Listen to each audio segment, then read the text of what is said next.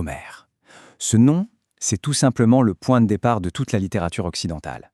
On parle de l'Iliade, de l'Odyssée, des textes qui ont littéralement sculpté notre culture depuis presque 3 millénaires. Mais qui était-il vraiment? Un seul homme, un génie absolu, ou est-ce que Homère est le nom qu'on donne à toute une tradition de conteurs? C'est ce mystère qu'on va explorer ensemble. Alors voilà le visage qu'on imagine quand on pense à Homère.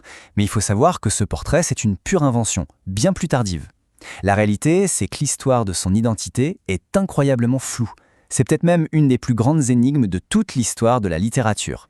Dans l'imaginaire collectif, Homère, c'est ce poète aveugle, ce barde qui va de cité en cité. C'est une image très forte, très poétique, c'est vrai. Sauf qu'elle cache une incertitude fondamentale. Est-ce qu'il a seulement existé?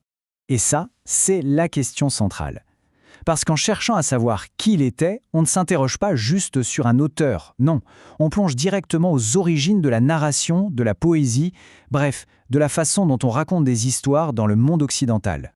Pour tenter de comprendre, le mieux, c'est de se pencher sur les preuves qu'il nous a laissées. Et quelles preuves? On commence avec le monument absolu de la guerre antique, l'Iliade. Tout est là, dès les premiers mots. Une guerre qui dure depuis 10 ans. Des héros, des dieux qui se mêlent de tout. Et tout ça, toute cette immense épopée, prend sa source dans une seule émotion, dévastatrice, la colère de son plus grand héros. C'est de cette passion que tout le drame va découler. Mais attention, l'Iliade, c'est bien plus qu'une simple succession de batailles sanglantes. C'est une réflexion hyper profonde sur l'honneur, la gloire et sur les conséquences tragiques de nos passions. C'est même un conflit étrange, sans haine véritable, entre des guerriers qui se respectent, qui partagent le même code d'honneur, même au cœur de la fureur des combats. Et puis, il y a l'autre chef-d'œuvre, son miroir inversé. Une histoire qui ne parle pas de guerre, mais d'un voyage de retour. Un voyage long, semé d'embûches. Dès le début, on sent qu'on change complètement de registre. Le héros ici, ce n'est pas le plus fort, c'est le plus malin, le plus résistant. C'est Ulysse, l'homme aux 1000 ruses. Son combat, ce n'est pas contre une armée, c'est contre des monstres, des sorcières et l'océan lui-même. Donc pour résumer, on a deux poèmes qui sont radicalement différents. D'un côté l'Iliade, un drame de guerre, intense, centré sur la gloire et la fureur. De l'autre, l'Odyssée, un véritable roman d'aventure qui célèbre l'intelligence, le retour à la maison et où, chose nouvelle, les femmes comme Pénélope, Circé ou Nausicaa ont des rôles absolument centraux. Et il y a ce truc absolument génial dans la narration d'Homère, c'est qu'il nous rend, nous, le public, complices des dieux. On voit la déesse Athéna dans toute sa splendeur, mais les héros, eux, sur le champ de bataille, ils ne voient qu'un autre soldat ou un simple brouillard. C'est une sorte de clin d'œil permanent où on en sait toujours plus que les personnages eux-mêmes. Et ce sont justement toutes ces différences de ton, de style, de vision du monde qui nous amènent tout droit au cœur du mystère. Une question qui hante les spécialistes depuis des siècles. Cette question, elle change tout. Elle remet en cause l'idée même qu'on se fait d'un auteur. Est-ce qu'on a affaire à un seul écrivain de génie? Ou est-ce que ces textes sont l'aboutissement final de centaines d'années de poésie orale, qui ont fini par être mis par écrit? En fait, il faut imaginer ces poèmes comme le résultat d'une très longue évolution. Pensez à un fleuve d'histoire qui coule pendant des siècles.